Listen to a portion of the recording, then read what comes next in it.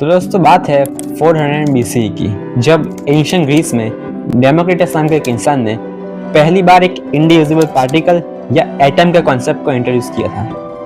और उस समय किसी ने भी उनके इस आइडिया को सपोर्ट नहीं किया, जिसकी वजह से अगले 2000 सालों तक यह आइडिया कहीं खो सा गया। लेकिन फिर 1803 में जॉन डाल्टन ने अपने एक्सपेरिमेंट से एटम के प्रेजेंस को प्रूव कर दिया।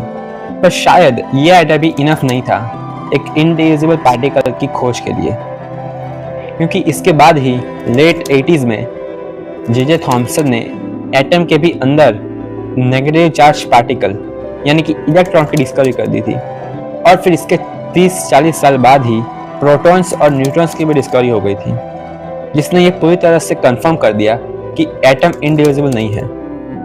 तो अब सवाल ये उठता है कि क्या इलेक्ट्रॉन्स या प्रोटॉन्स इंडिविजुअल पार्टिकल है?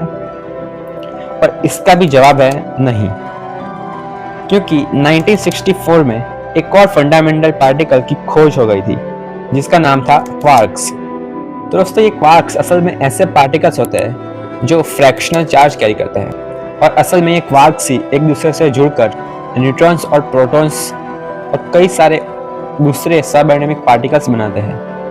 पर यहाँ मैं एक बात क्लियर कर दूं कि एक एटम में सिर्फ प्रोटॉन्स और न्यूट्रॉन्स ही क्वार्क से बने होते हैं, क्योंकि इलेक्ट्रॉन्स अपने आप में ही एक फंडामेंटल पार्टिकल है जिसे फर्दर ब्रेक नहीं किया जा सकता। तो क्या यही वो इंडिविजुअल पार्टिकल है? तो हाँ, क्योंकि एक्सपेरिमेंटली क्वार्क्स और इलेक्ट्रॉन्स ही वो फंडामेंटल इंडिविजुअल पार्टिकल है। पर थियोरेटिकली इससे आगे भी कुछ और फंडामेंटल पार्टिकल्स है जिसको हम अगले वीडियो में बात करेंगे। तो आपके क्या विचार इसके बारे में कमेंट्स में लिखिए।